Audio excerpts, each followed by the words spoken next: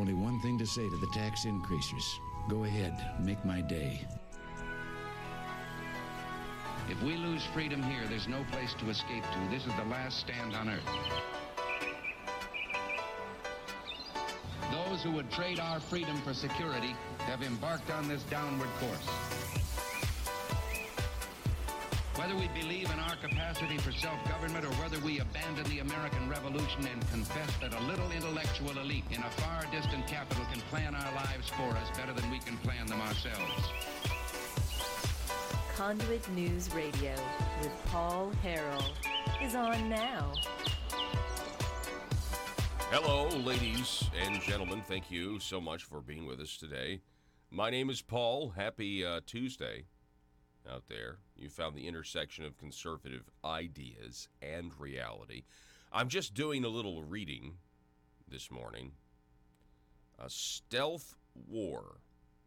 How China took over while America's elite slept. Stealth war. The author, Brigadier General Robert Spalding, going to be on the show at 7:30 this morning. So, an hour and a half-ish be on the program.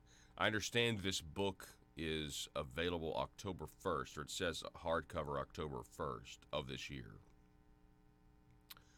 Listen to, just real quick, this is what I was reading as the intro was playing. The media often suggests that Russia poses the greatest threat to America's national security, but the real danger lies farther east.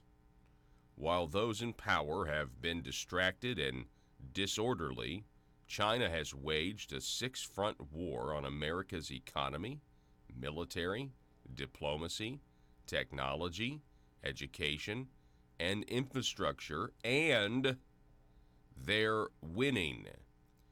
It's almost too late to undo the shocking, though nearly invisible, victories of the Chinese. We'll talk to retired Air Force Brigadier General Robert Spalding of the Hudson Institute, again, later on the show. Coming up at the bottom of this hour, Gary S. Goldman, talk radio host Gary S. Goldman. We're going to talk more about Jeffrey Epstein. There are new developments, or at least new things the media are telling us that no one believes. When I say no one, again, that really truly is. If there's a silver lining in all of this, and I actually personally think, that we were going to have to wait till June for the trial of Jeffrey Epstein to commence. Now that he's dead, there's a lot. Did you hear what William Barr said? Co-conspirators should not sleep easy. This is not over. You understand the stuff they pulled from that mansion is now free game. It's now like, okay, well, who's mentioned in his little black book? Let's go get him. It's going to be, in a lot of ways, it may be way worse for the people who are involved around Pedophile Island and everything else. We can wait and see, but that's my gut feeling. And a lot of times the cover-up ends up, getting you worse results than the crime here. Well, I know they're saying he killed himself with a bedsheet now. He hung himself from the top bunk. I don't believe any of it. I'm sorry, I don't believe any of it. Before he was found dead, it was common knowledge he was under suicide watch. Oh, but you know what? Everybody uniformly rejected that. They said, oh, really? A guy on suicide watch kills himself. Okay, yeah. Oh, wait. No, the media, the news priests, the clergy of our day, they tell us, well, we can report to you tonight that he was moved from suicide watch. He wasn't on suicide. Oh, how convenient. How convenient he wasn't on suicide watch. There are reports of his cellmate being transferred an hour before. All of this nonsense. I don't believe. You got to understand something. I don't believe any of it. I'm not even entertaining a thought that's going to come from one of those talking heads. or even the New York Post. The New York Post is the one that has an anonymous source that said he was found hanging from a bedsheet. Okay. I don't believe any of it. They can just, as far as I'm concerned, this is so bad and obvious to everybody that there's foul play involved or that we're not being told the truth.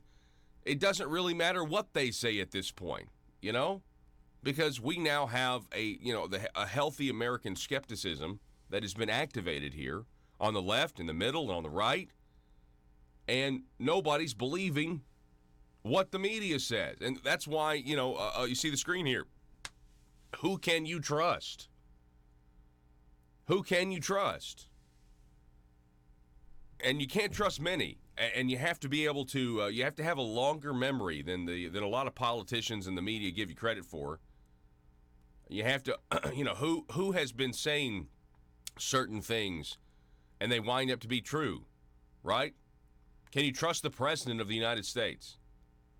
Well, I'll tell you this much.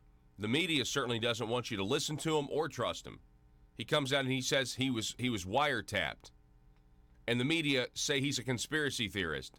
And then we find out that that's exactly what happened. He was being spied on. No corrections. You can go back and watch the montage. So who can you trust? Well, you gotta be able to know your track record. What's the track record of the people you're getting your information from? Let's just take Conduit News, for example. We've been telling you, as far back as 2015, an article over at Conduit for Action, the cure for influence peddling in the state of Arkansas. And in that, guess whose name? John Woods, Jake Files. These guys who are now behind bars were all named. We were all screaming it, as much as we could from the platforms that we had, all the way back in 2015. Think about that for a second. Who can you trust? Who can you trust on the national news, on the international news, on the local news? Telephone number 870-275-9799. Anyway, Stealth War, that's going to be a lot of fun. It's going to be really, really good stuff. Real quick here is a little bit of Arkansas news. I got this, I saw this on Twitter last night. Oh, by the way, Chris Cuomo. By the way, you're not supposed to call CNN's Chris Cuomo Fredo. Not supposed to do that. Apparently, CNN's Chris Cuomo says that if you call an Italian Fredo, it's the equivalent of using the N-word. Did you know about this? The N-word. Oh, okay. Well, Fredo is the younger brother in The Godfather. I knew it was you, Fredo. You broke my heart. He's the dumb brother in The Godfather. And so Chris Cuomo loses it on some guy at a bar, threatens to throw him down the effing stairs. It is, I'm not going to lie. The video is pretty entertaining, But it doesn't make any sense. There's a lot of people, even on the left now, they're like, how could he say that this is the equivalent of the N-word? It doesn't make any sense. It's like, no, dude, they're calling you the dumb, stupid brother. That's what they're calling you. Yeah, here it is. Anyway, let me get to that here in a minute. That's why they put it up there. That's why they put that photo up there, Joe. It's not meant to be flattering, for sure. Let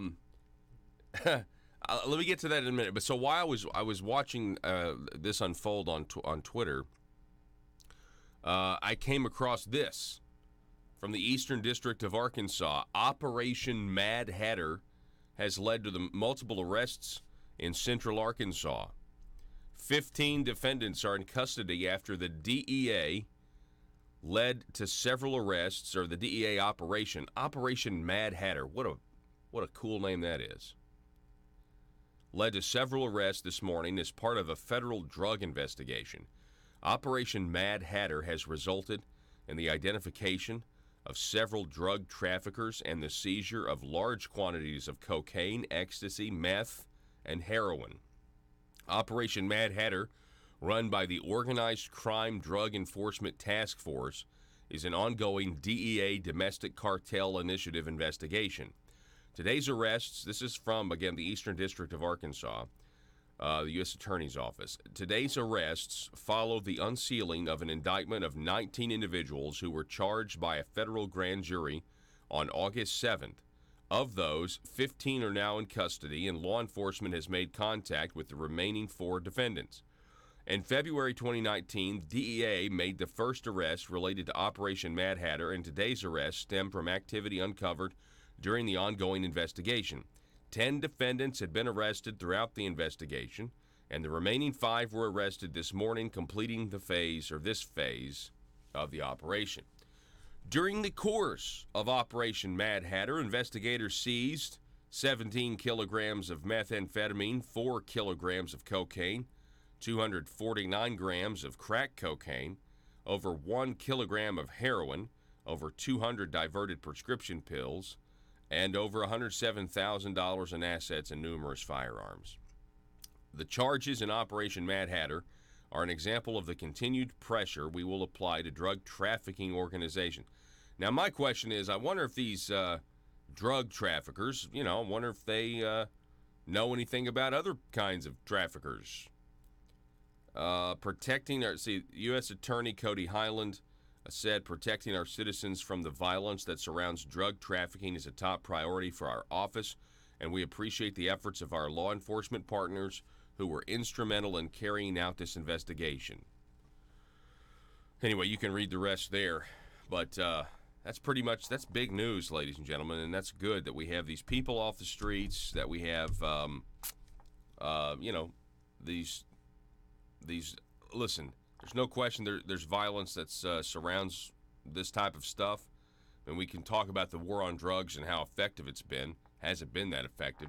I mean, if there's a war on drugs, the drugs are winning the war. But when it comes to like I said, this was the organized crime unit, the organized crime around it. I mean, you got to think these guys, they're in all probability, with an investigation like this, I mean, the arrest of these individuals may lead to more arrests. Telephone number is 870-275-9799 if you want to contribute to the conversation. So then I went back on Twitter last night. Then I went back to Chris Cuomo. And I actually retweeted this from Sean Davis. Throw this tweet up there. Sean Davis tweeted, Devin Nunes was referred to as Fredo on CNN in March. CNN's David Gregory compared Donald Trump Jr. to Fredo in February. And in January, CNN's Ana Navarro referred to Donald Trump Jr. as Fredo to Chris Cuomo on his own show. This is in response to Matt Dornick. Matt Dornick is the public relations guy for CNN, and he's defending Chris Cuomo for basically threatening physical violence against a guy at a bar for calling him Fredo. And by the way, Chris, everybody's going to call you Fredo from now on the rest of your life. That's all you're going to be called now. You're going to be called Chris Fredo Cuomo, or Fake News Fredo. I saw Donald Trump Jr. was trying to get that trending. Hashtag Fake News Fredo. Chris Cuomo of CNN has now, is it called the Streisand effect? He has now cemented in his professional career, whatever else this guy does, he will always be known as Fredo. Which, by the way, I don't know why, but it does make me want some, pasta for some reason.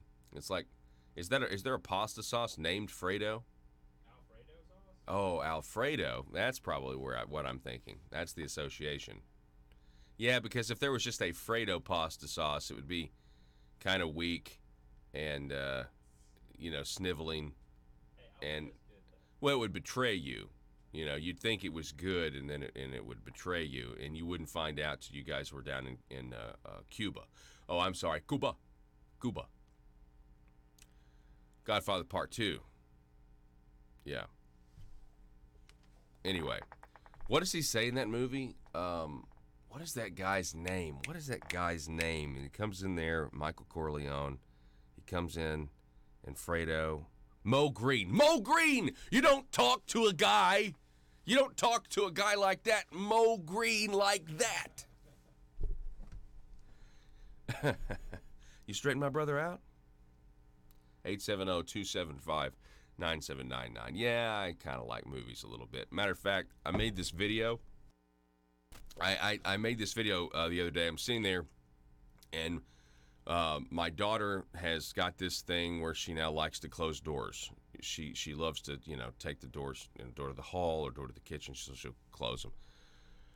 Well, I noticed that she was just looking at me, and I'm sitting there in a chair. She's looking at me, and she's just slowly closing the door. And so I pulled out my phone real quick, and I hummed the tune to The Godfather at the very, very end, where Kay is fixing Michael a drink, and then all the guys surround Michael at the desk, and they're kissing his hands, and then the one guy comes over there and slowly closes the door and shuts the wife out of the family business life. And that's how the movie ends. Spoiler alert, that's how the movie ends. Anyway, I got godfathered by my own daughter. It's a funny video. We're going to take a break and going to reset. Drag queens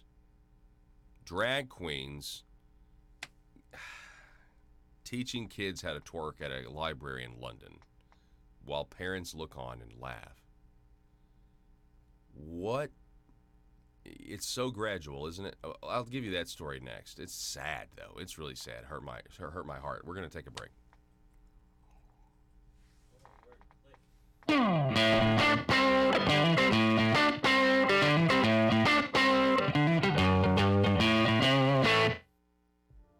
Hi, folks. I'd like to tell you about Conduit for Commerce. Conduit for Commerce is an Arkansas-focused nonprofit organization which receives no government funding. Its core beliefs are economic freedom, individual liberty, and limited government. Conduit for Commerce believes those principles are foundational to all individual freedoms and promotes these principles by educating Arkansans and your elected state officials concerning good government policies that will create a better life for all Arkansans.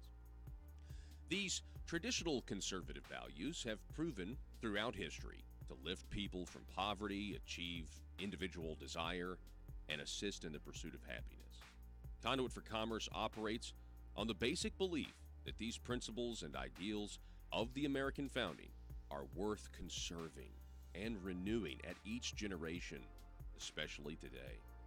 Conduit for Commerce accomplishes this work only through the support and interaction of small businesses as well as individuals. Conduit for Commerce thrives from like-minded Arkansans' participation and partnership. It's only through the support of folks like you that Conduit for Commerce is able to be the conduit to the Arkansas State Capitol. Help us continue as Arkansas's primary small business policy entrepreneur through your financial support. Join us by visiting conduitforcommerce.org. Once you're at the site, click Support Our Cause at the top of your screen. Your one-time or monthly donation will directly impact Conduit for Commerce's mission to promote liberty and economic freedom in Arkansas. Together, we can build a liberty machine. That's conduitforcommerce.org. I want you to welcome back to the program a nationally recognized expert on foreign policy on energy, a contributor over at the Daily Caller, Newsmax, The Hill. Dan Perkins is back with us. Dan, how are you, sir? Good morning, and thank you for having me on, Paul. Yes, sir. It's always great to talk to you. So let's talk first about this story last week, and then I'd love to get your thoughts on what happened over the weekend. There's just an explosive news weekend. But tell us a little bit about what happened with this Mitch McConnell situation on Twitter. Well, they're really, it's absolutely bizarre. I wrote a piece, should be out sometime this week, where I took the headline from the various accounts where this group of protesters were in front of Mitch McConnell's house, in Kentucky, and said it's recorded, stick a knife in his chest and kill him. Now, Need your daily news fix? Don't forget to tune in to Conduit News Radio with Paul Harrell.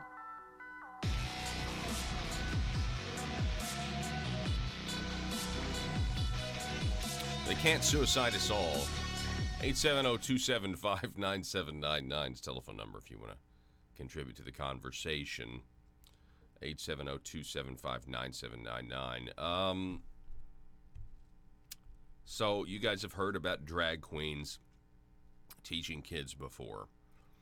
I was reading this. There's a drag queen in Britain that's back at a public library teaching kids as parents, look on and laugh, polite, and it's so casual. That's what I couldn't get over. It's so casual how we just. Well, it kind of reminds me of what. Man, we can literally, if you give us enough time, you give human beings enough time, we will find a way to justify anything. We might call it progress. We might call it equality. We might call it, no big deal. I mean, well, let me just get into the story. There's a viral video showing a drag queen teaching children how to twerk. Not just reading them a story. Teaching them how to twerk as parents look on and laugh casually. Drag Queen Story Hour, the Daily Wire's Amanda Giacomo has the story here. All you need to do is you just need to stand with your feet shoulder width apart, Mama G instructed in a library at the United Kingdom.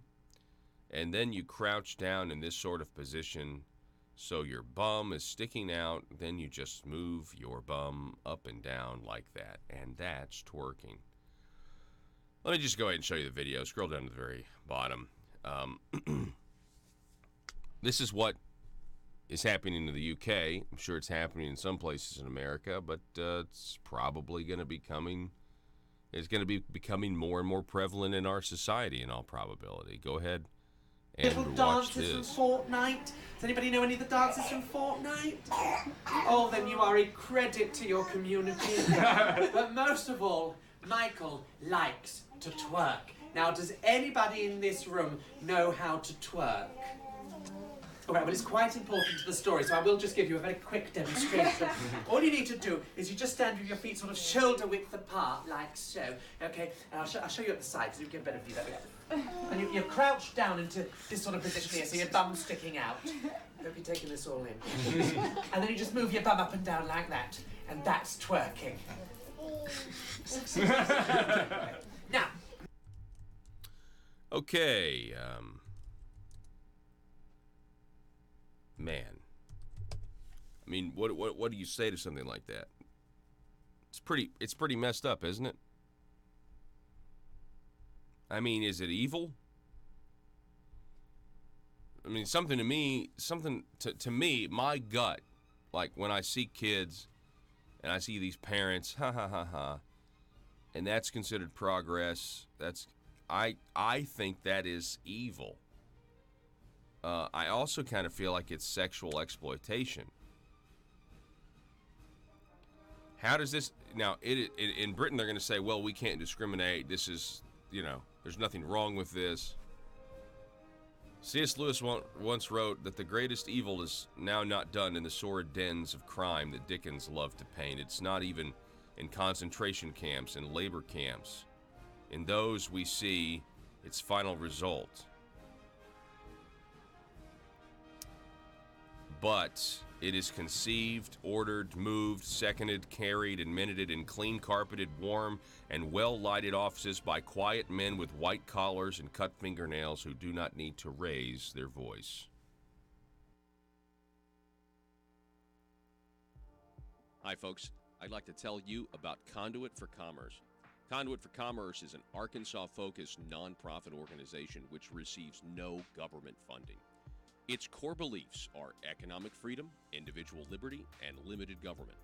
Conduit for Commerce believes those principles are foundational to all individual freedoms and promotes these principles by educating Arkansans and your elected state officials concerning good government policies that will create a better life for all Arkansans.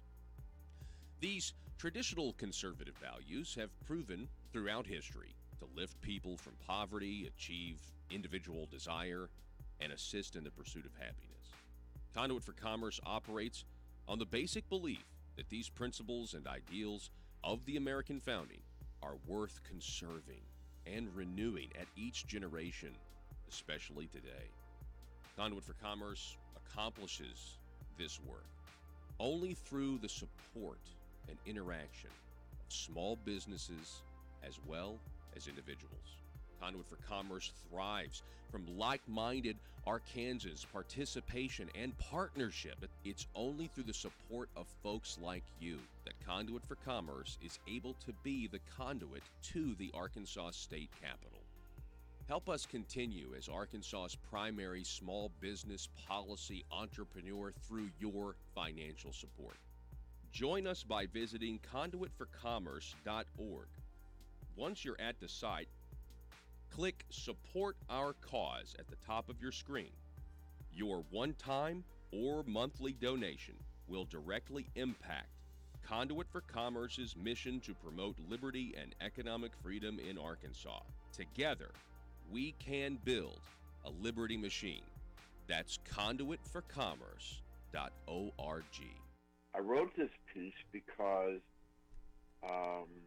there's a law on the books, a federal law, Code Section 18, subsection 155, I believe, and it says that if you threaten the president, a member of his family, or any elected official, it's a felony, subject to fine and imprisonment. In the Obama administration, there were many examples, but two specific examples I cite is where one particular gentleman threatened, didn't actually do anything to hang the president in his house, and he got 2 years. And another person threatened the president and Maxine Waters, and he got 4 years in jail for just the act of the threat. So I said this article is basically written to Attorney General. Exposing the truth and everything the Marble Palace establishment keep trying to cover up. It's Conduit News Radio with Paul Harrell.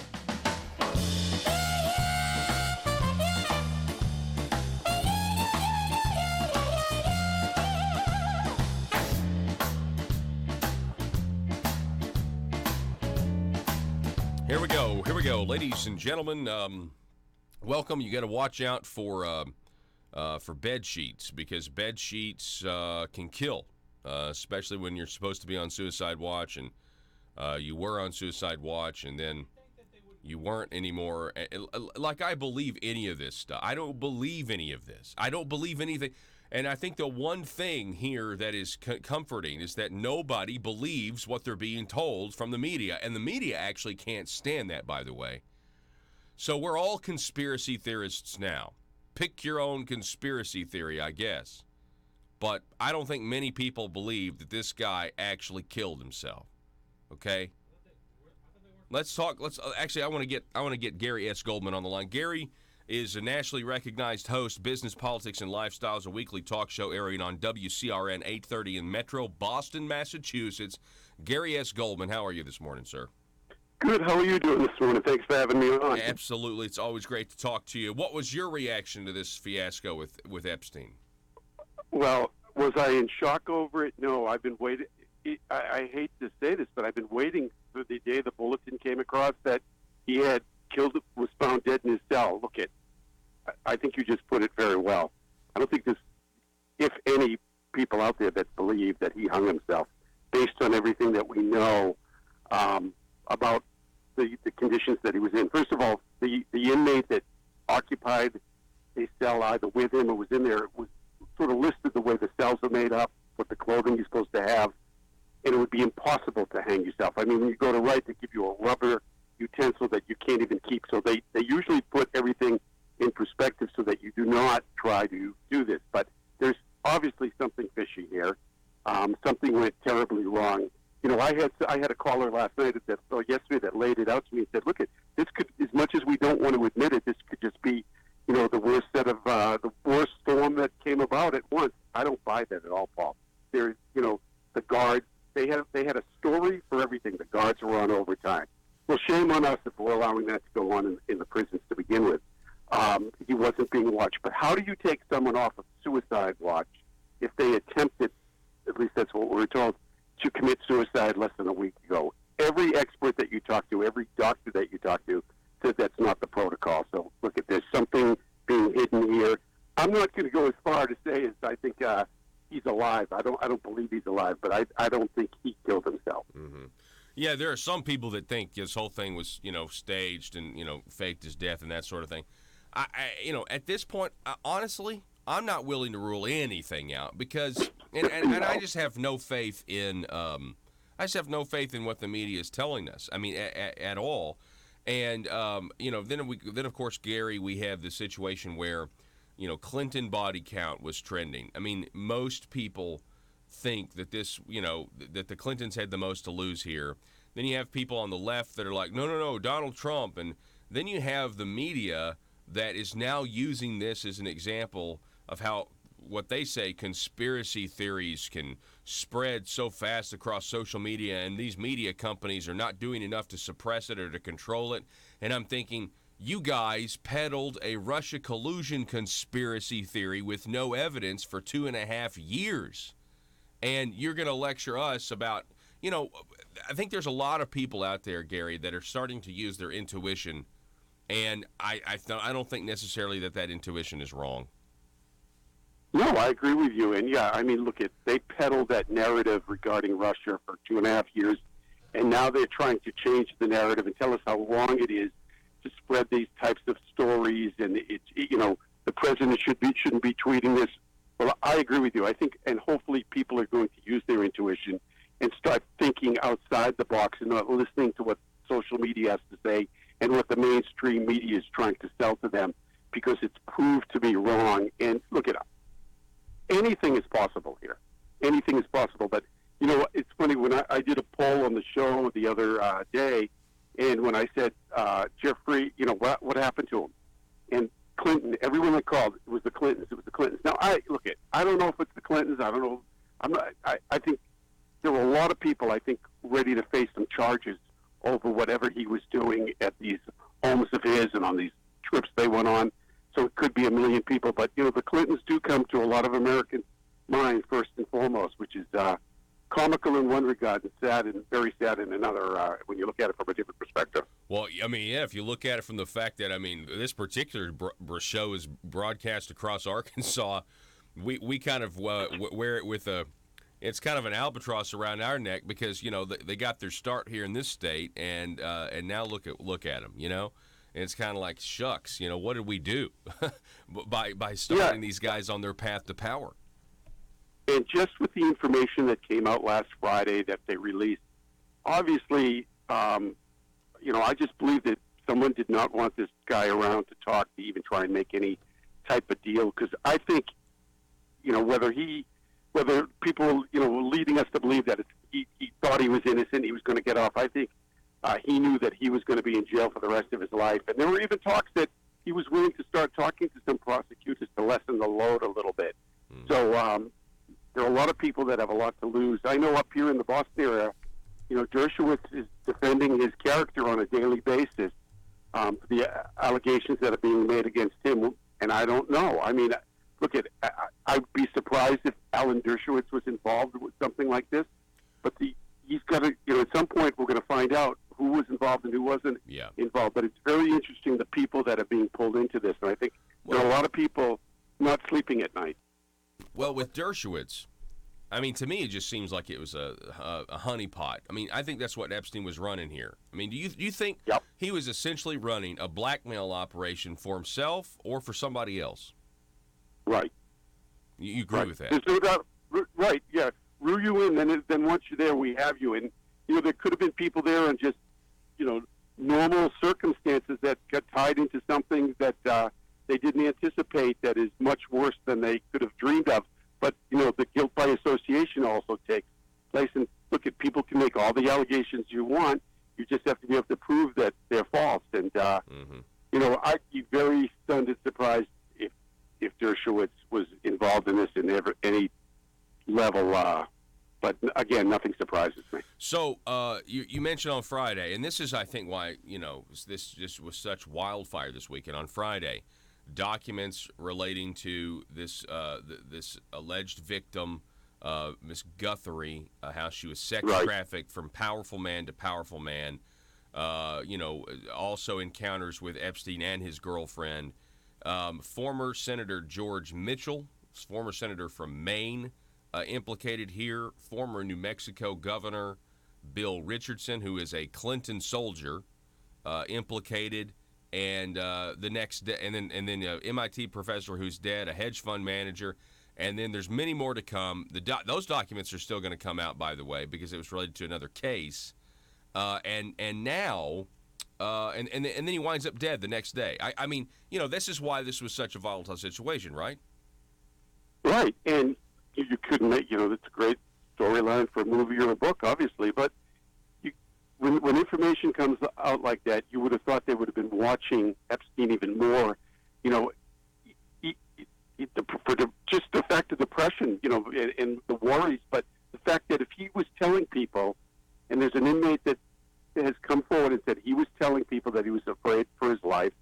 So if that's the case, and we know that something happened a few weeks ago in jail, why weren't they watching him? The guards, I don't buy the bit about not that I don't buy the bit about the guards and their overtime. I don't buy the bit that they, did, for whatever reason, they didn't do their check on him, whether they were overworked or overtired. That's just I don't buy any of that. Mm-hmm. And you put two and two together here with the information that came out Friday. This leads you reasonable, thought to believe that this guy was killed or something happened that was out of the ordinary. Look at the car. Everybody's going to question the coroner's report no matter what, Paul. I mean, let's face it. They're going to say, I don't believe it, I don't believe it, I don't believe it. And unfortunately, it's what we're probably going to have to live with. But it's sad. It's sad. But, Barr coming out and saying that, those that were involved in this, you shouldn't, think that you're off the hook now. But I think this is one time our Justice Department really has to me, they've been doing a lot of talking and not enough reacting. I want to see some indictments on the whole Russian thing. And on this thing as well, they have to find out what went wrong. Because the more these situations come about, and the less we feel secure about our government, which a lot of people do not feel secure about the government to begin with or trust them, it's only going to get worse. But this, to me, is so high profile that it has to be dealt with, and really on a reasonable basis, not a long-term basis. They have to get to the bottom of it right away. Yeah, I agree. And I think, Gary, I agree with you. I was very encouraged with William Barr saying, hey, co-conspirators, you do not need to rest easy here. But I'm also, that they need to actually do something with this. Now, here's the thing. The death of Jeffrey Epstein, his trial was supposed to be in June. We're going to have to wait till June of next year. Now he's dead. And all that evidence that they got out of that house and that they're getting out of the New Mexico mansion or the ranch. And, the FBI reportedly was at Pedophile Island yesterday, raiding that island and the tunnels there, or what we think are tunnels. I think there was even some report of somebody in scuba gear swimming around the island. All of that, it sounds like a James Bond headquarters or a James Bond villain headquarters. But all of that is now going to be able to be used. Who's going to step up and try to file a motion of suppression, when these are Jeffrey Epstein's things? This stuff belonged to him. He's dead now, and it's all was a part of a federal investigation anyway. So I think some of these guys are in a lot they're going to be in a lot more trouble a lot sooner now that he's dead. At least that's some of the, I've read some of that online, Yeah, no, I agree with you, because if he was, alive and going through the trial, you know how these trials work and deals are made, and they have motions to suppress and do other things. Now it's fair game. Everything out there should be revealed to the public. There is no reason, any of that information should be held back. And I think it's owed to the American people, but most of all, it's owed to the victims of this crime. And when you think of the young women, young children that were affected by this, we have to pay a price. And you know what? When President Trump first started talking about the swamp, I said, yeah, there's a swamp. But when you hear stories like this, you don't realize how deep that swamp really was. Yeah. It really is. It's sad and it's amazing. It's just unbelievable what was going on or what is going on with those that we entrust and, a lot of times believe they're helping us, and they get involved with guys like Epstein and, could be holding them blackmail, and it's just unbelievable what's going on in this country right now. Yeah, monsters. I mean, how deep it is, and the deeper you go in the swamp, that you're finding out that these people are monsters.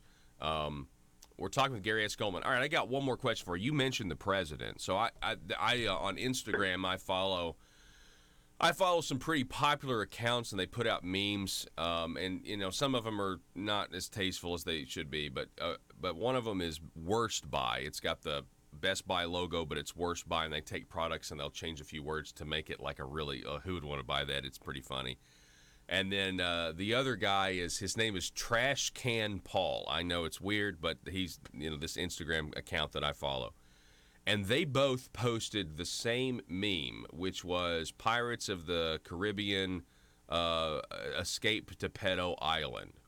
And they superimposed, they had Hillary Clinton's face, Bill Clinton's face, Jeffrey Epstein's face, and John Podesta, the former campaign manager of Hillary Clinton's face. And they were, made to look like pirates, and it was like a Pirates of the Caribbean movie poster. And so they posted this, and I would say generally their memes maybe kind of skew a little center-left. But there was a lot of people that thought it was great. There was also a lot of people that were like, why isn't Trump's face on there? Why isn't Donald Trump's face on there? And then there would be all these comments being like, well, because Trump didn't fly on the Lolita Express 26 times like the Clintons. And everyone's like, well, this would be good if Trump's face was on there. And so there is still that. We do still have a little we've got work to do, don't we, Gary, on convincing people? We have a lot of work. Yeah, go ahead. A lot of work to do. People have to look at this hatred for the president. If you don't like the president, that's fine. But this hatred and trying to put his name and brand on everything that goes wrong in this country, in this world, is absolutely absurd. That we haven't done this with other presidents, and there's no reason to be doing it with Donald Trump. When Donald Trump does something wrong and says something wrong, yeah, he should be held accountable if and when he does it. But this negative branding of him, no matter what is going on in the world, is absolutely absurd. But Paul, this was been led by the mainstream media and social media, and it's not going to go away. They won't give up impeachment, and if they don't get him on impeachment, they're going to go after his family and his businesses. Hopefully, he'll be reelected for another 4 years. And I don't know how the man does it on a daily basis when you're trying to survive running this country and ruling the country and working on problems in the world, and having someone attack you 24 hours. It's just unbelievable. Mm-hmm. But this negative branding is not doing anybody any good. And most of all, it's not doing our country any good. And when you read articles about other countries looking at what's going on in here, they can't put two and two together. Good economy, things to be working out. Yeah, you have, just like any other country, we have some problems.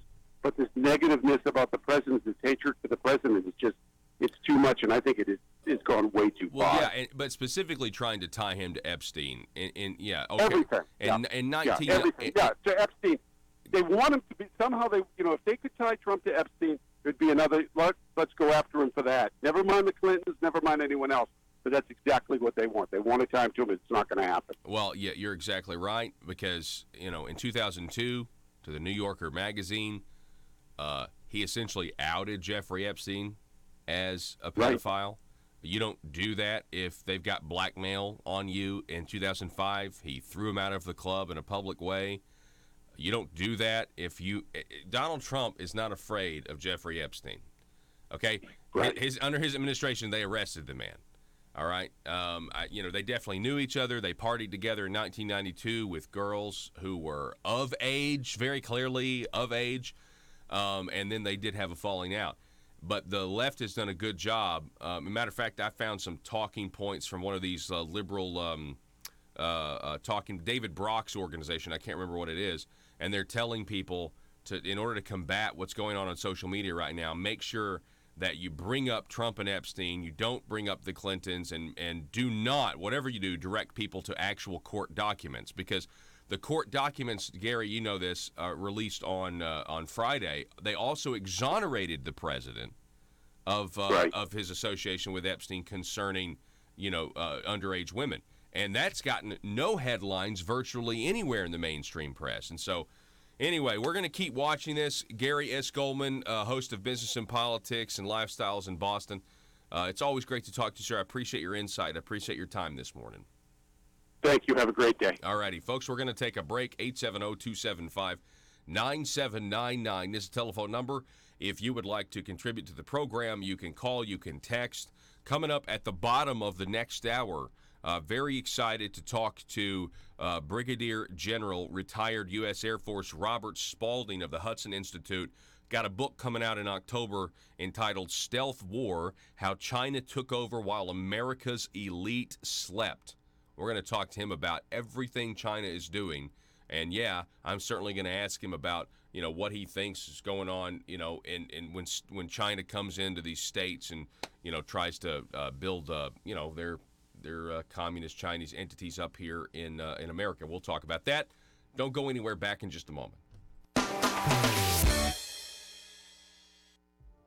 Hi, folks. I'd like to tell you about Conduit for Commerce. Conduit for Commerce is an Arkansas-focused nonprofit organization which receives no government funding. Its core beliefs are economic freedom, individual liberty, and limited government. Conduit for Commerce believes those principles are foundational to all individual freedoms and promotes these principles by educating Arkansans and your elected state officials concerning good government policies that will create a better life for all Arkansans. These traditional conservative values have proven throughout history to lift people from poverty, achieve individual desire, and assist in the pursuit of happiness. Conduit for Commerce operates on the basic belief that these principles and ideals of the American founding are worth conserving and renewing at each generation, especially today. Conduit for Commerce accomplishes this work only through the support and interaction of small businesses as well as individuals. Conduit for Commerce thrives from like-minded Arkansans' participation and partnership. It's only through the support of folks like you that Conduit for Commerce is able to be the conduit to the Arkansas State Capitol.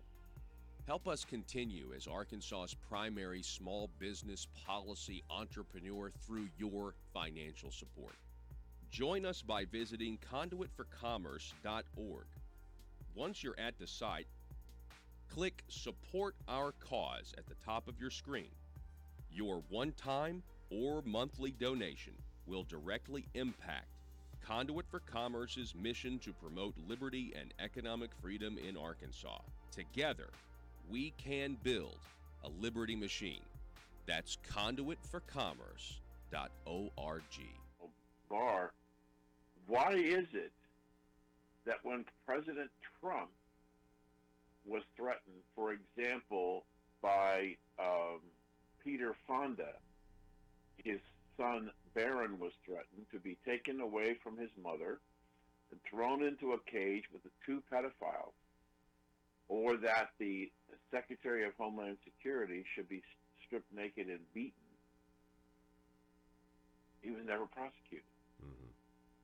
Why is it that Democrats go after people and who make these outlandish threats, but when people make threats against Republicans, our government doesn't seem to want to go after them? And it seems to me that we should expect that our government should give everybody the same protection, and yet Determined to drain the swamp in Little Rock, it's Conduit News Radio with Paul Harrell.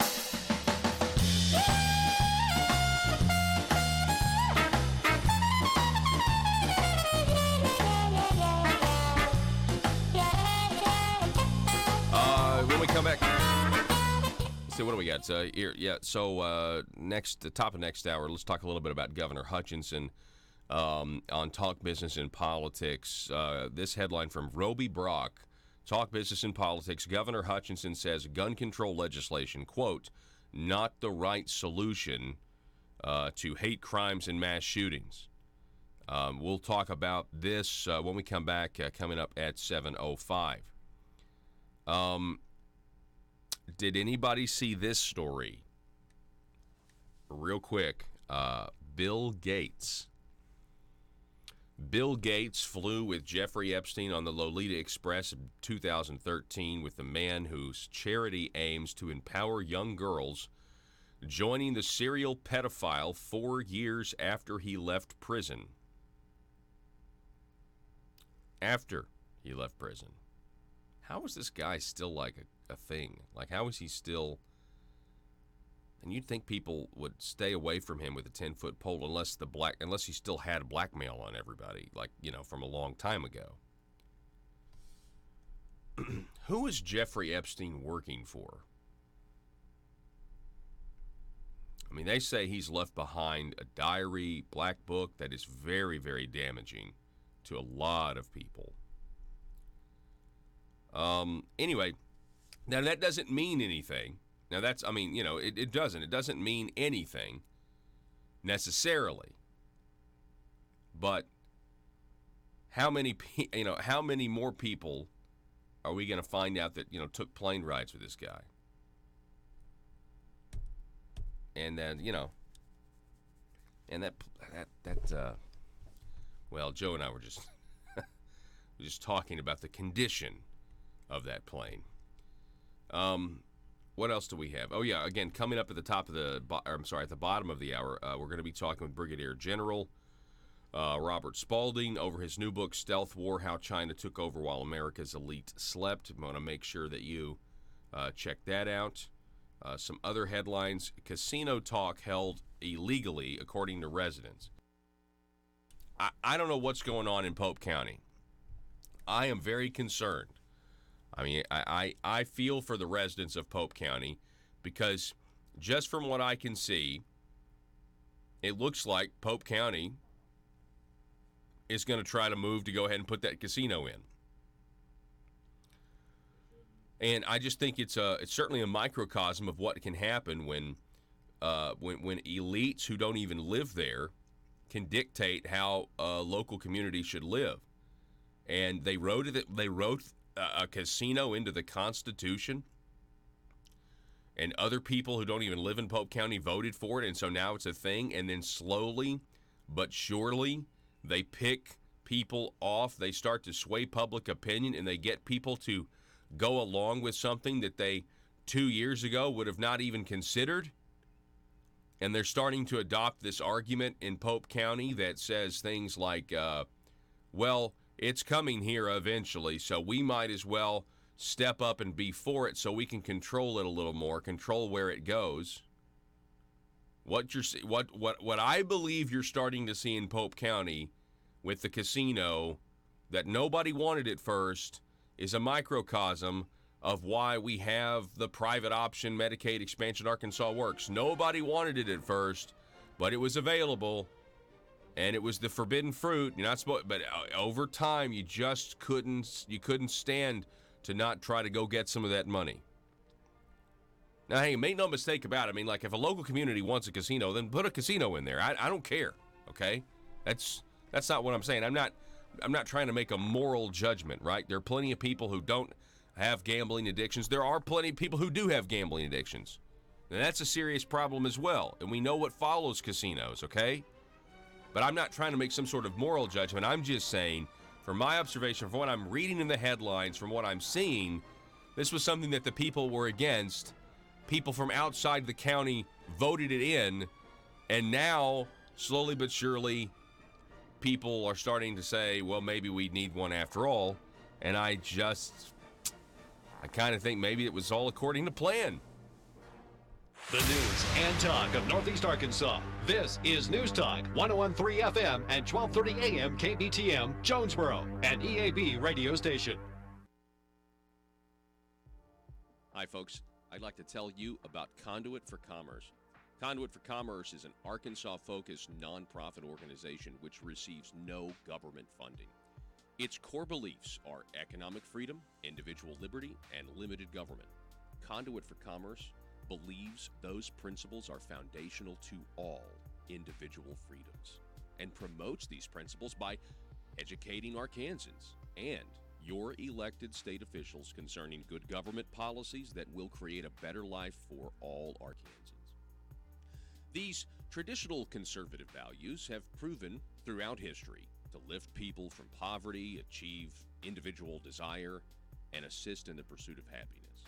Conduit for Commerce operates on the basic belief that these principles and ideals of the American founding are worth conserving and renewing at each generation, especially today. Conduit for Commerce accomplishes this work only through the support and interaction of small businesses as well as individuals. Conduit for Commerce thrives from like-minded Arkansans' participation and partnership. It's only through the support of folks like you that Conduit for Commerce is able to be the conduit to the Arkansas State Capitol.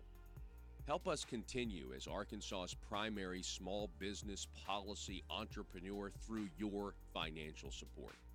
Join us by visiting conduitforcommerce.org. Once you're at the site, click Support Our Cause at the top of your screen. Your one-time or monthly donation will directly impact Conduit for Commerce's mission to promote liberty and economic freedom in Arkansas. Together, we can build a liberty machine. That's conduitforcommerce.org. It seems like Republicans, well, he didn't really mean it, or I don't really want to press charges, or. Mm-hmm. Yep. Democrats don't bother with that. So what happened was, his campaign committee put that story, and by the way, it's not difficult to, as I said to the Attorney General, this is not going to be a tough job for the FBI to identify who the person is, because she's there on tape in front of a camera and says who she is. Yes. When she's making the statement. So it's not hard to figure out who the person was who was making the threat. And so he put the story on his Twitter account, and Twitter suspended his account, his campaign account, because they felt that it was biased and it was racist what he put up there, which is basically what he did, is put the story as it was reported by the people who were there, who were communicating with the press. So I guess there was a huge outcry by a lot of people against Twitter, and they finally reinstated his account. But what's the second part of the story is, not only does the government need to start, if we don't stop this, Paul, if we don't stop this rhetoric, which is getting more and more violent, somebody's going to die, or somebodies are going to die.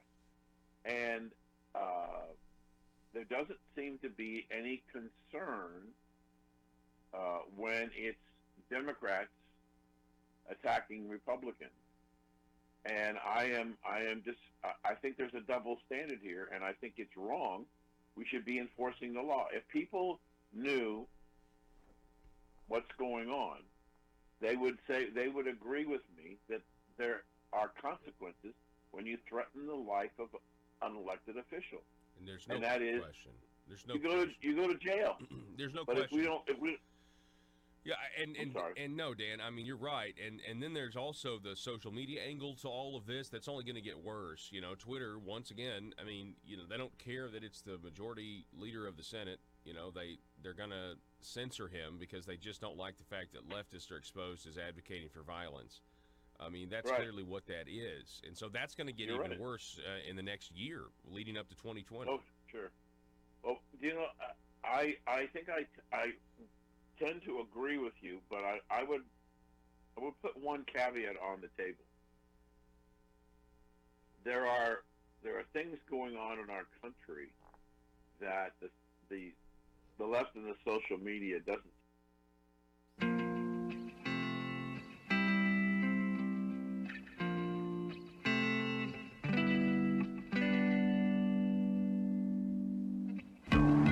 I think it's time we ask ourselves if we still know the freedoms that were intended for us by the Founding Fathers. They seem to be in full-scale retreat from spending cuts and are talking about raising people's taxes again. And I have only one thing to say to the tax increasers. Go ahead, make my day. If we lose freedom here, there's no place to escape to. This is the last stand on earth. Those who would trade our freedom for security have embarked on this downward course. Whether we believe in our capacity for self-government or whether we abandon the American Revolution and confess that a little intellectual elite in a far distant capital can plan our lives for us better than we can plan them ourselves. Conduit News Radio with Paul Harrell is on now. All right, ladies and gentlemen. Hey, you realize that under red flag laws, if CNN's Chris Cuomo were to lash out like he did this fan for calling him Fredo and then saying that I'll throw you down the effing stairs. I'm always paranoid, by the way, that I'm actually going to say the cuss word while quoting somebody. Say the FCC forbidden cuss word, by the way. I'm always very paranoid about it. I can't play it for you. It would take me probably 2 hours to go through that entire clip and bleep out all of the expletives that Chris Cuomo said. But anyway, so Chris Cuomo, he's all upset about this. Under a red flag law, you have one angry moment, and your Second Amendment rights taken away from you. Like that, right? Think about it. Anybody going through a nasty divorce? Got a vindictive spouse? Got a vindictive family? Got vindictive in-laws? We think this guy's unstable. He shouldn't have guns. Gone. Under the red flag law, you wearing a MAGA hat where you're not supposed to. They find out your name. They report you as being unstable. Make up complete lies. The left will just make up complete lies. You realize the left in this country right now wants you to believe that if you're standing for free speech, that's somehow a far right-wing concept. Freedom of speech to the left is now a right-wing concept with some of these people. If you're a liberal that believes in freedom of speech, but also big, giant programs and big government, you guys need to be put on notice. If you want that ideology to continue at all, you better start controlling these people or separating yourselves from these people in your party who are projecting their stance for anti-fascism. It's actually, they're standing for fascism. They're standing for totalitarianism. They're standing for control. Maybe that's what the left and the Democrats have always stood for. They just weren't enough people that understood that's what they stood for. Too many well-intentioned people that didn't realize that the government itself is so inefficient and will grow to try to take the liberties from your neighbors, your kids. But yeah, Chris Cuomo threatens violence after man calls him Fredo. Now, Governor Asa Hutchinson was on Roby Brock's Talk Business and Politics on Sunday. This headline, can we show this headline? Governor Hutchinson says gun control legislation, not the right solution to hate crimes and mass shootings. So, the headline sounds good to me, right? I mean, that's good. Gun control is not the solution. But I think a red flag law is gun control. Let me tell you that. In my opinion, I think many of you, like, a red flag law is an attempt at gun control. That's what it is. Quote, what is different today is the mass media. It is the social media that you can't control it as much, and it's harder to get the intelligence information on all the threats that are out there. Okay. That's what the governor said. That's partially true just in terms of there's a lot more there's a lot more avenues to communicate, a lot more to monitor.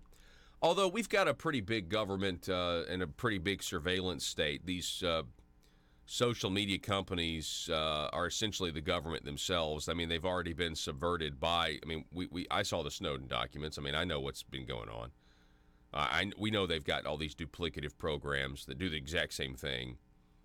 I mean, by that rationale, by the way, I look for somebody to do this in an attempt to regulate some of these social media companies because they are cooperating with the government in violation of the Fourth Amendment. I think that's your bridge to be able to claim and apply the First Amendment to these companies. I've given it some thought, but I mean, maybe I don't know what I'm talking about there, but something's got to be done in terms of the censorship. I'm not, but they do record everything we do. We know that, okay? I mean, we know what the Utah Data Center is for. We know what William Binney said. We know these NSA whistleblowers. In the 80s, he goes on, quote, in the 80s, it was multiple groups in different physical locations. Today, you have physical locations, but you also have individual actors that are located in the basement of some house that drives 400 miles to carry out an act of violence. So it's what we see different today is the social media, the reach they can have with a much more limited effort. Well, the public square is now the internet. We're never going to change that. Let's see here. Some immediately moved toward, well, we've got to control guns, the governor says. That's not acceptable in Arkansas, and that's not the right solution. The other solution is an enforcement issue, and so that's one of the reasons, and I've advocated for hate crimes legislation. That's a better enforcement tool to diminish and to make sure that we hold accountable those people that will target individuals because of their race, religion, etc., end quote. Okay. So the governor's solution here to mass shootings is not gun control, okay? Awesome. Although he did say in the past he's open to red flag legislation. We'll get to that here in a minute. That is gun control. But at least for the time being, he told Roby Brock, no gun control, but a solution is hate crime legislation. Now, what is hate crime legislation? Well, hate crime legislation is essentially going to make the same crime have a different penalty based on what you're thinking at the time that you commit the crime. So let's say that you are a racist. So let's say you have a big racist who doesn't like people who are not like them. And they make these hateful statements online, and then they go out and they kill somebody because of their race. Then you have this other guy over here who just kills somebody. All right. So you both have murder. I mean, and they're both murder, by the way. Both murder, both preemptive murder. Well, because the racist guy was racist about it, he'll be charged under a hate crime law, whereas this other guy, it will just be charged as a regular old murderer. And that is what a hate crime law is. And the governor thinks that that will help with these mass shootings and things. Now, I don't see how that's possible, because I think hate crime legislation, while other states have it, is essentially just passed for good publicity and good PR. Because there are people that think, yeah, we've passed hate crime legislation. How's that going to stop anybody? How does that stop anybody? It's just like a gun control law, right? Like, pass gun control. Well, law-abiding citizens will follow it. But if you want to murder somebody, you're not really concerned that much about breaking a gun control law. Like, murder is a much graver, murder's a much more serious crime than, let's say, getting a gun without a background check. Oh, I got around it. I bought it on the black market. That's not going to stop you from murdering. Just like, oh, you mean there's a stiffer penalty if they can determine what I'm thinking while I murder someone? Oh, well, then I won't go murder that person. How do we have such a... how is there such a lack of common sense with our leaders? Hate crime legislation isn't going to deter people from doing anything. It's just going to be stiffer penalties. They're already willing to murder someone based on their race. They know what they're facing. They know what they're possibly facing, which is the death penalty either way. It is so, it's like, you know, it's kind of like we have people living in a completely different reality. I don't know how they think that this is a solution, unless we're just pandering to the press that wants answers, and, you know, a lot of them really want gun control. That's really what they want. Not to mention, a hate crime law, ladies and gentlemen, doesn't make any sense from a justice standpoint, because, and I know, you know, being a racist or being a bigot is wrong. I mean, I think that's not a good thing. That's an understatement. I mean, you know, it's we're wanting to. Is racism still a thing in this country? Yeah. Is it what the left says it is all the time? No, it's certainly not. But we have freedom in this country to think what we want, and we can have racism in our minds, and that's not a crime. It's not a crime to not like someone because they're different than you. Maybe morally wrong. It is morally wrong, but it's not a crime. Now, murdering someone is a crime. Regardless, we can agree, right? Murdering someone is a crime, regardless of what is going through your mind at the time. I mean, I know some people might be like, well, psychologically, I went to another place and I wasn't in control. I mean, you know, there are all kinds of arguments, but we can agree that murdering someone is wrong as a crime, right? So how does thinking something that is by itself not illegal? You can go think. You can go post stuff online even that is racist and everything else. The left wants to, you know, say that that's hate speech, and I don't believe hate speech is a thing. Because I believe in the freedom of speech, and I believe, you know, either all of it's okay or none of it's going to be okay, and I don't want to live in a society where none of it's okay. I'd rather live in a society where we can hurt people's feelings, just not hurt them physically. So I believe in the freedom of speech. So how is that justice? How is that a just law? It's like the wild, wild west. It's so capricious. We're going to charge you a stiffer penalty. And now, let's just back it off a little bit. Let's say it's just assault. Let's just say you've hit somebody in the face. You've assaulted, so you're going to be charged with battery. Okay? You're charged with battery. But they're going to try to charge you under hate crime legislation, and now they're going to give you a stiffer sentence because they think that you hit somebody because you're racist. Let's say you shouted something. Let's say you shouted a racial slur before you hit somebody. Well, now that's a hate crime. Hey, what if you just had shouted it? Well, that's not a crime. You understand how that's strange that you would have a stiffer penalty for doing something, having a frame of mind that by itself, minus the crime, is not illegal. But if you combine your frame of mind with the crime, you get a harsher sentence. Why not just make the sentences harsher for across the board? If you commit the crime, this is your sentence.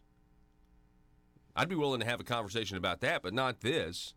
Again, if you're just joining us, the governor's saying that the solution to all this gun violence is not gun control, but it's hate crime legislation. Stiffer penalties. Do you agree with that? Let me know. Facebook.com/Conduit News. Roby Brock writes, Hutchinson said he would be supportive of a state hate crime law if the Arkansas legislature passed a measure. He said it should provide for enhanced penalties on crimes committed because of race, ethnicity, religion, sexual orientation, or gender identity. So there's that. I mean, I think this is a really, really bad idea. I would hope there would be Republicans that would see the light on this as well. Please don't think of the good publicity you would get from an ignorant press. Think about the law and what we want the law to be. If you commit a crime, here's your punishment. Not if you commit a crime while thinking this, here's your punishment. That doesn't make any sense to me. It's not a government I would want to live under.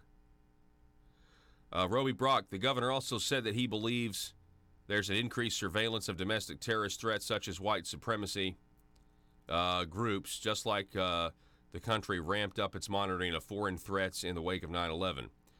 Quote, certainly the FBI still has a responsibility for domestic terrorism. That would include some of the radicalized groups. I know that they do have intelligence on those. It's a question of balancing resources. We have to rebalance this and reorganize. That we have two threats. One is the domestic terrorism variety, the extremist groups right here, and then the second one remains, and you can't diminish that, which is the Islamic radical type of terrorism. So we've got to actually look at both. Yeah, remember when the El Paso shooter happened, you had CNN talking about white terrorism, white terrorism, white terrorism, white terrorism, white terrorism. I said it a lot. White terrorism. Hey, pretty soon. Listen, are there white supremacists out there? Yeah. But the narrative on MSNBC is that it's like taking over the country. Pretty soon, if you're white, you like to barbecue and shoot fireworks on the 4th of July, you're going to be a potential terrorist. Anyway, let's see. Why is this not? Okay, here we go. Of note, Hutchinson said he has not seen a red flag bill that he could support. Now, let's hope it stays that way. Let's hope it stays that way. Let's see here. Some states have adopted legislation that allows the judicial process to remove someone's guns. Hutchinson said he has concerns about due process. Quote, well, that it's a simple probable cause requirement to take someone's firearms away. That's a very low standard of proof, and I know that in many circumstances that you're going to have false reports come in. Thank you. I'm so glad the governor thinks that is a danger, false reports coming in. There's anger at someone, and you give the police a report saying he's got firearms and he's threatened to kill people. Well, the police are going to respond to that and say we can't risk it by not taking his firearms away because we'll be held accountable because we didn't take action. It's too low of a threshold that I've seen thus far. Hutchinson shared his thoughts on other proposals and the gun. Anyway, so this that's a good thing. I'm counting my blessings here because we don't need a red flag law in Arkansas. If they and we've got to be vigilant here. We got to get these guys on record, and we got to get them on audio, video, whatever we can get, because what they're proposing at the federal level are red flag laws that would be state by state, and they would give taxpayer dollars to states if they pass the red flag legislation in their own state. And I know what's happened in this state before. And when the federal government starts, slinging around all of this money, we've got people in the past, Republicans, who weren't able to say no to it. That would essentially, in this case, would be selling our freedoms away for a temporary payout. And I think we got to be vigilant. We got to make sure that we don't support red flag laws because they violate our Second Amendment, they violate our Fourth Amendment, they violate our Fifth Amendment, they violate our Seventh Amendment. Back in just a moment. It seems like Republicans, Hi, folks. I'd like to tell you about Conduit for Commerce. Conduit for Commerce is an Arkansas-focused nonprofit organization which receives no government funding. Its core beliefs are economic freedom, individual liberty, and limited government. Conduit for Commerce believes those principles are foundational to all individual freedoms and promotes these principles by educating Arkansans and your elected state officials concerning good government policies that will create a better life for all Arkansans. These traditional conservative values have proven throughout history to lift people from poverty, achieve individual desire, and assist in the pursuit of happiness. Conduit for Commerce operates on the basic belief that these principles and ideals of the American founding are worth conserving and renewing at each generation, especially today. Conduit for Commerce accomplishes this work only through the support and interaction of small businesses as well as individuals. Conduit for Commerce thrives from like-minded Arkansans' participation and partnership. It's only through the support of folks like you that Conduit for Commerce is able to be the conduit to the Arkansas State Capitol. Help us continue as Arkansas's primary small business policy entrepreneur through your financial support. Join us by visiting conduitforcommerce.org. Once you're at the site, click Support Our Cause at the top of your screen. Your one-time or monthly donation will directly impact Conduit for Commerce's mission to promote liberty and economic freedom in Arkansas. Together, we can build a liberty machine. That's conduitforcommerce.org. It seems like Republicans, well, he didn't really mean it, or I don't really want to press charges, or. Mm-hmm. Yep. Democrats don't bother with that.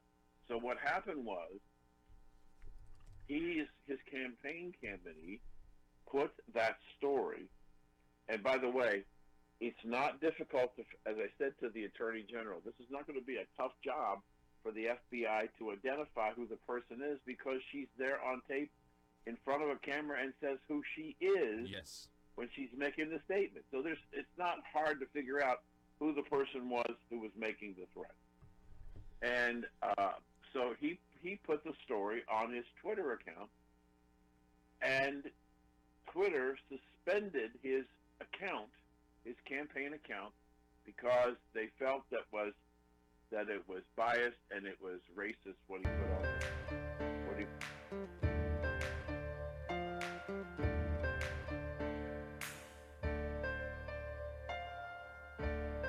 Bringing you your daily dose of truth. It's Conduit News Radio with Paul Harrell.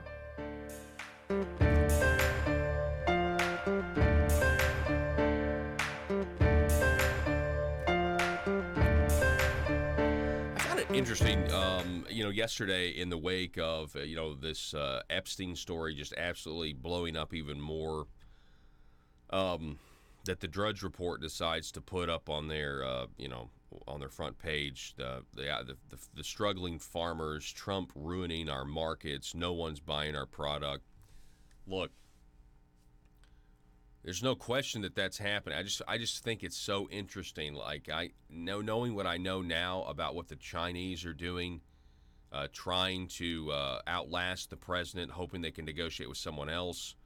Also, taking out advertisements and posting articles in agriculture magazines, trying to hurt farmers, trying to convince them that they need to vote for the Democrat. You start to wonder. How many people are being influenced by the Chinese that we don't even know about. Russia, right? Russia's the key problem. Hey, when we come back, I'm going to introduce you to Brigadier General, retired U.S. Air Force, Robert Spalding from the Hudson Institute, about his upcoming book, Stealth War: How China Took Over While America's Elite Slept.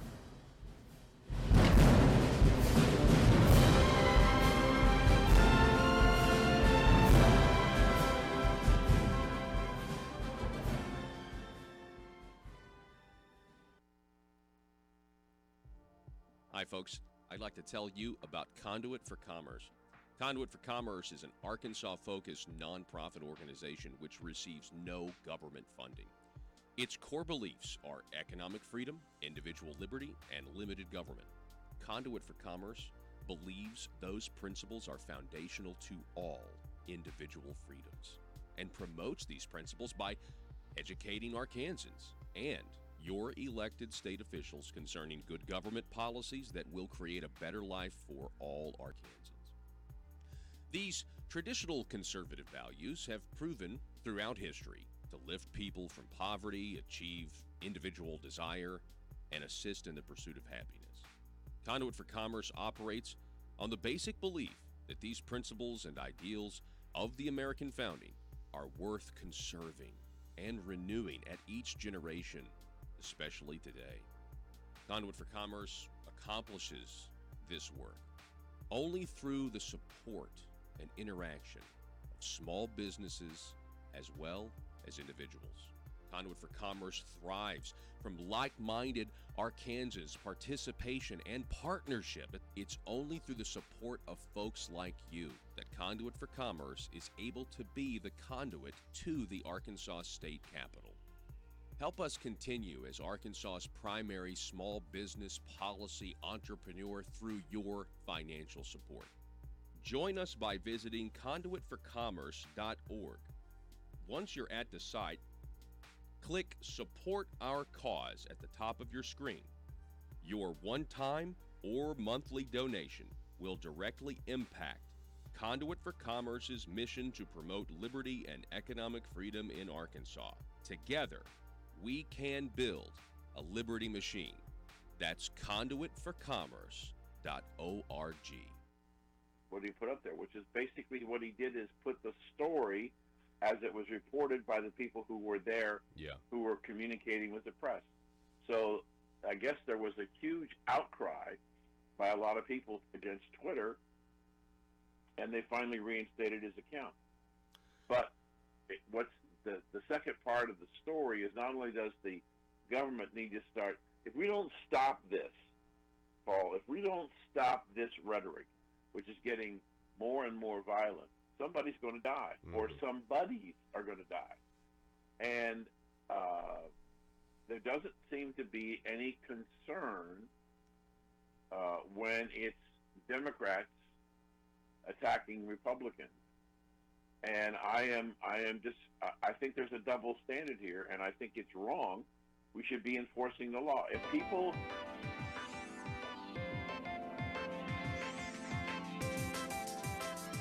Conduit News Radio with Paul Harrell is building a liberty machine. Find out more at conduitnews.com.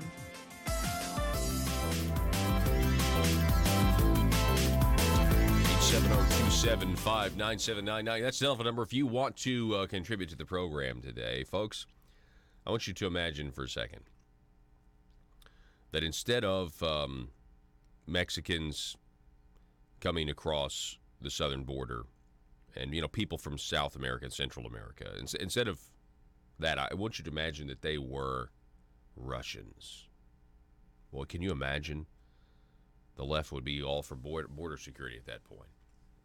Because we're told that Russia, by the press, is somehow terrible. Well, in terms of they're the worst domestic or the worst international threat that we face. But then you start to kind of look around, and nobody really wants to talk about China. The president does, but a lot of other people don't seem to. Can you imagine if Russia was investing in states like ours, like Arkansas, and coming in and getting these sweet economic development deals, using our resources to send the profits back home? Do you think people would be reporting on that in a negative way? But for some reason, when China does it, it is okay. And they don't even really give it a second thought, except for programs like this one that are wondering, wonder why China is so important. I want to introduce you, folks, to Brigadier General Robert Spalding. He has a book that's coming out in October called Stealth War, How China Took Over While America's Elite Slept. General Spalding, thank you so much for being with us, sir. Good morning. Good to be here. Absolutely. Let me just start with your book.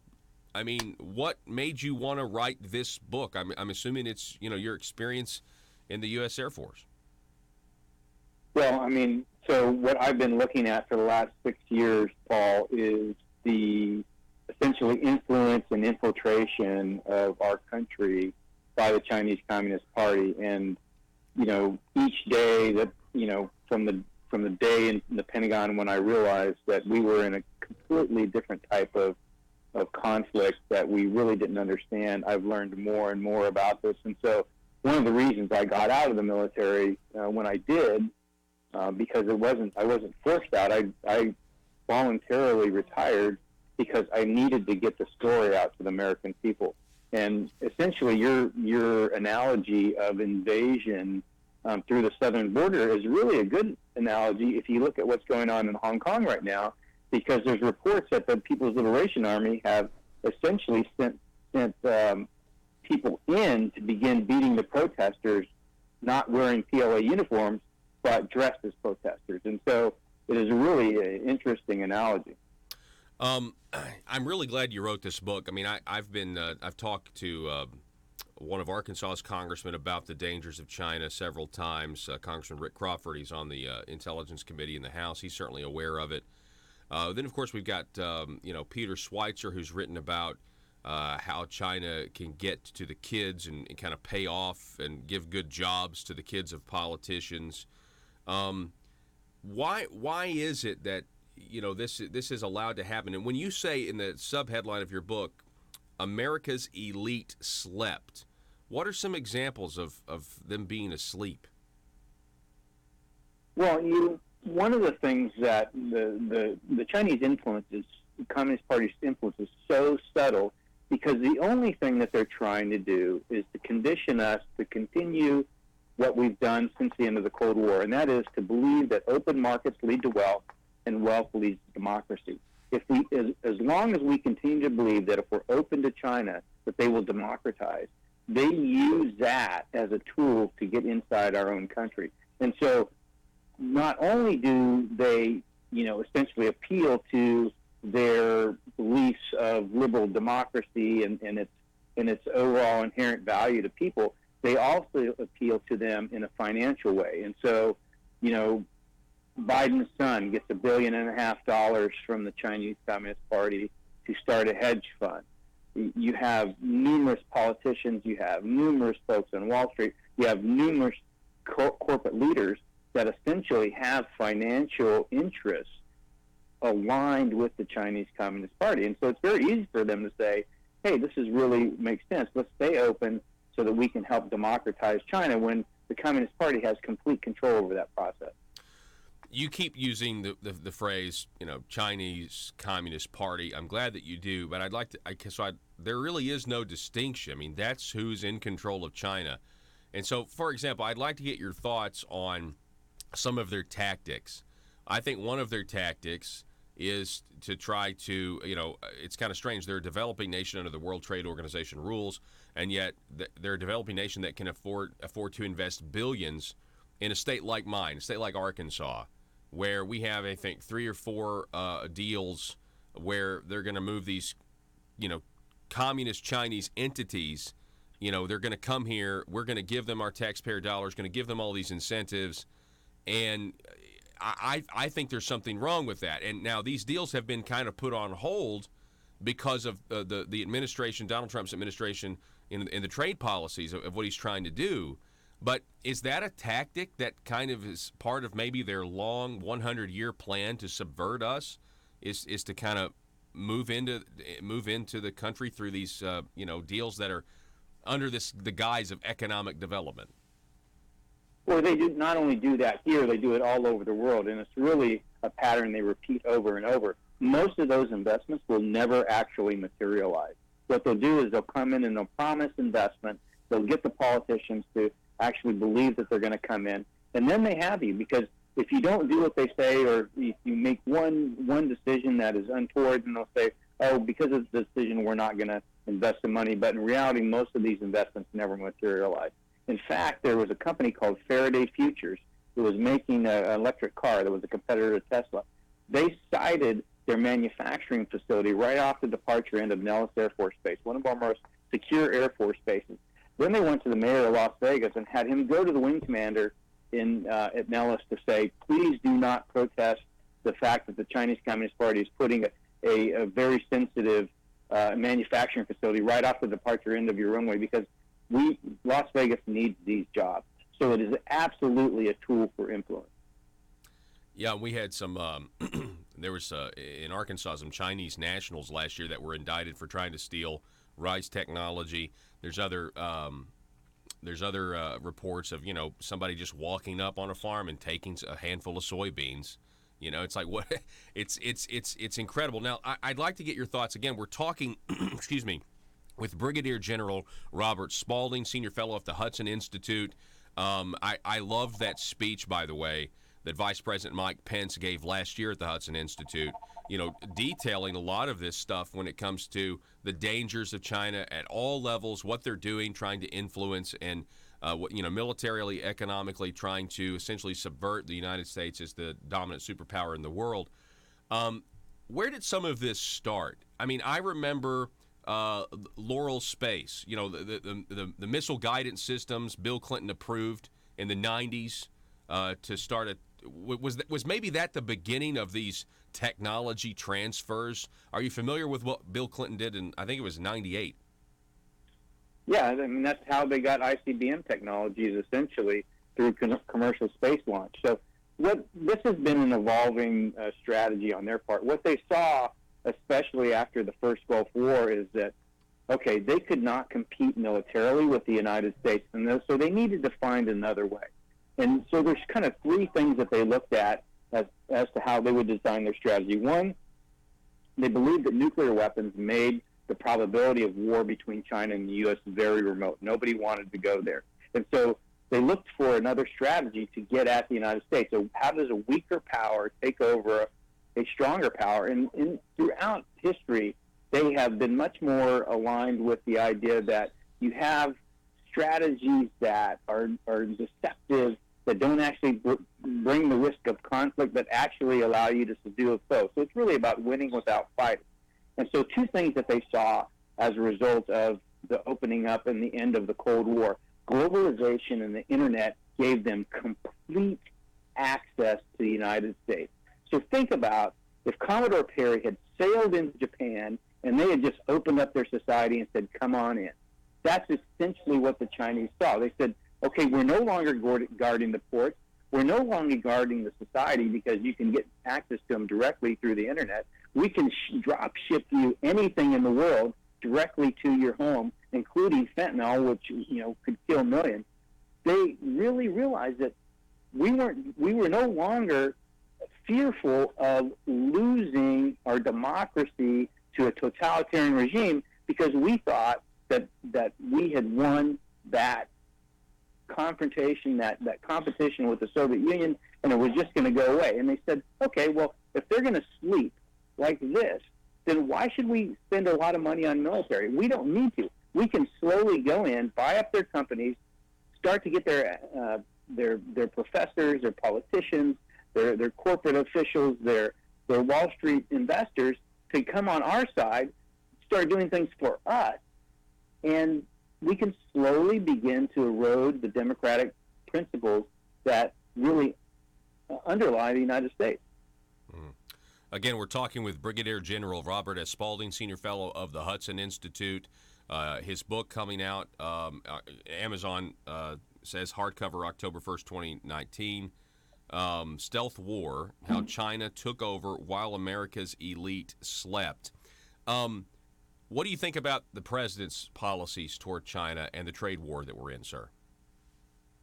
Well, I think the president has, for the first time, has had a policy of trying to stand up for America's interest, which is to remain a democratic country, to grow our economy.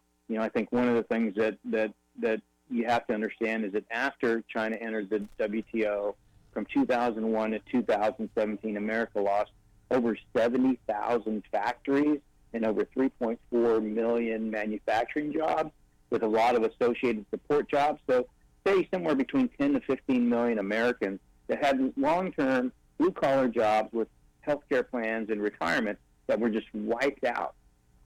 He's trying to basically rebuild America by standing up for American values and for standing up for American companies and for standing up for American workers. Why do you think we still have people, though, who are in positions of power? For example, we still have people wanting to cut these economic development deals with China. To me, it seems that it is in direct odds with what we're trying to accomplish.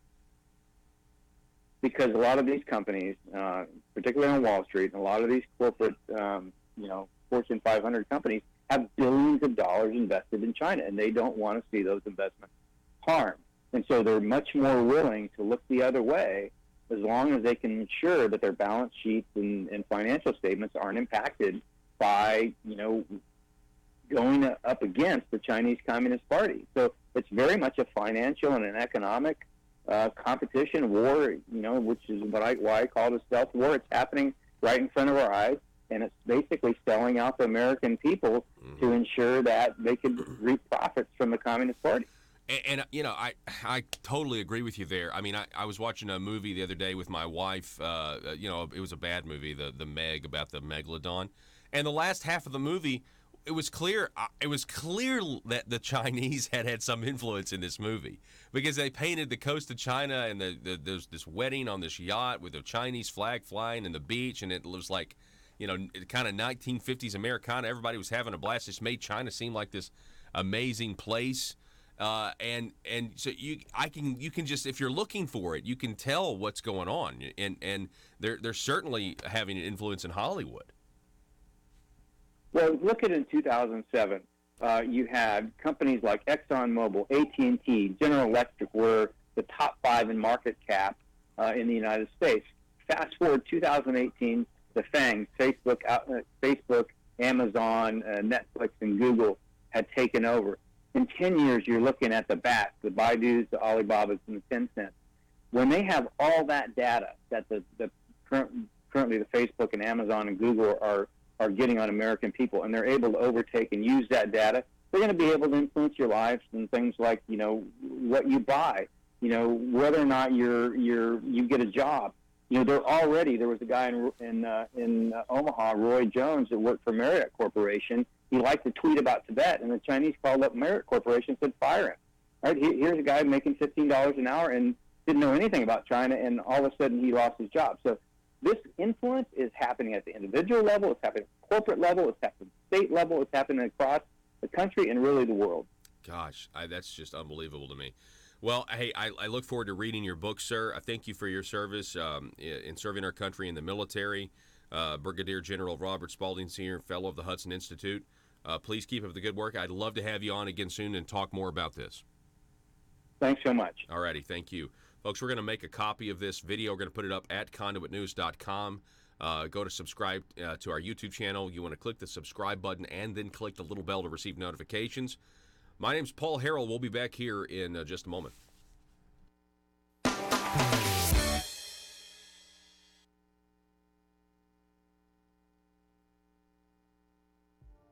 Hi, folks. I'd like to tell you about Conduit for Commerce. Conduit for Commerce is an Arkansas-focused nonprofit organization which receives no government funding. Its core beliefs are economic freedom, individual liberty, and limited government. Conduit for Commerce believes those principles are foundational to all individual freedoms and promotes these principles by educating Arkansans and your elected state officials concerning good government policies that will create a better life for all Arkansans. These traditional conservative values have proven throughout history to lift people from poverty, achieve individual desire, and assist in the pursuit of happiness. Conduit for Commerce operates on the basic belief that these principles and ideals of the American founding are worth conserving and renewing at each generation, especially today. Conduit for Commerce accomplishes this work only through the support and interaction of small businesses as well as individuals. Conduit for Commerce thrives from like-minded Arkansans' participation and partnership. It's only through the support of folks like you that Conduit for Commerce is able to be the conduit to the Arkansas state capitol. Help us continue as Arkansas's primary small business policy entrepreneur through your financial support. Join us by visiting conduitforcommerce.org. Once you're at the site, click Support Our Cause at the top of your screen. Your one-time or monthly donation will directly impact Conduit for Commerce's mission to promote liberty and economic freedom in Arkansas. Together, we can build a liberty machine. That's conduitforcommerce.org. Knew what's going on, they would agree with me that there are consequences when you threaten the life of an elected official. And there's no question. There's no you go to jail. There's no but question. If we Yeah, and no, Dan, I mean, you're right. And then there's also the social media angle to all of this that's only going to get worse. You know, Twitter, once again, I mean, you know, they don't care that it's the majority leader of the Senate. You know, they're going to censor him because they just don't like the fact that leftists are exposed as advocating for violence. I mean, that's clearly what that is. And so that's going to get even worse in the next year leading up to 2020. Oh, sure. Well, you know, I think I tend to agree with you, but I would put one caveat on the table.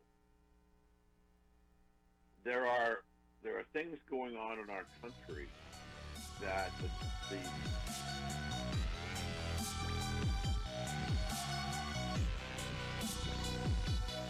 Need your daily news fix?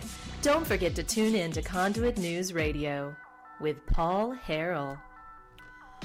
Yeah, special thanks, Brigadier General Spaulding. We appreciate him coming on the program. I'd love to talk to him again soon about this. I want to read his book, too. And, you know, last week, of course, labeling China currency manipulator. We also have, you know, you notice I brought up how Bill Clinton sold that missile technology. Probably got paid for it, too. I mean, isn't that crazy? You can just say that now. It's like, well, I mean, that's like a lesser thing compared to what he's being accused of this week, right? You know, the Clinton Foundation, back when Hillary Clinton was Secretary of State, she was accused of giving donors to her family's Clinton Foundation access to the government, you know, selling access. 20 years ago, Bill Clinton was accused of ignoring U.S. national security to please a Democratic donor. U.S. company gave China vital technical information that boosted its missile program, an incident that Clinton's own national security team said was a major mistake. But instead of punishing the company, Clinton rewarded it by approving the sale of another one of its satellites to China and dismissed national security concerns as he took the step. The move was seen as controversial. This is from the Washington Examiner several years ago. The move was seen as controversial in no small part because the CEO of the company Clinton helped was a major donor to Clinton and other Democrats. Laurel Space and Communications was a company that owned a satellite that China attempted to launch into space in 1996. After it crashed, Laurel and Hughes Electronics helped China investigate what went wrong. But the companies advised China without first telling the government and without permission from the Obama administration. Many in Clinton's own administration believed that their aid violated export control laws and ended up giving away critical technical know-how that shouldn't have been shared with China. It definitely echoes some of the allegations.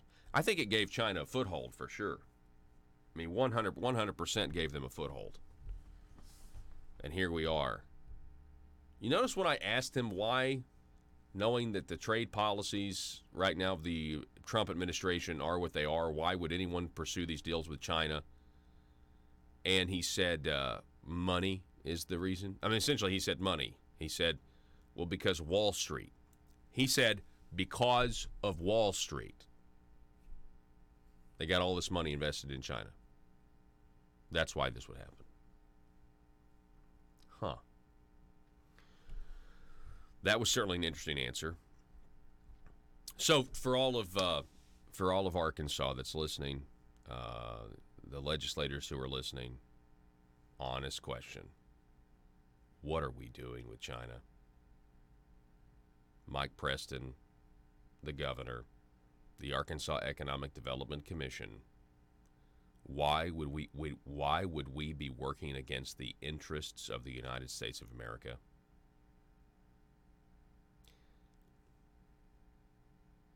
This is, I thought we would, come on, guys. If these were Russian companies, it wouldn't even be a question. The answer would be no. What's going on? Maybe start asking questions. You're like, hey, why are we doing business with the Chinese? Why are we giving them our taxpayer dollars or giving them incentives? Why are we going to help them steal our technology? It's an honest question. And something's not right about it. And yeah, it just could be about the money. But if it's furthering this 100-year plan, it's like, well, Paul, we do business with other countries that we don't necessarily like. Well, yeah, but we do business with Saudi Arabia, but we're not bringing Saudi Arabian companies in here. Nobody would want that to happen.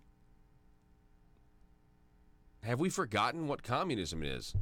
Have you forgotten what the Communist Party stands for? Yeah, we have. We have. It'd have been like doing business with the Soviet Union.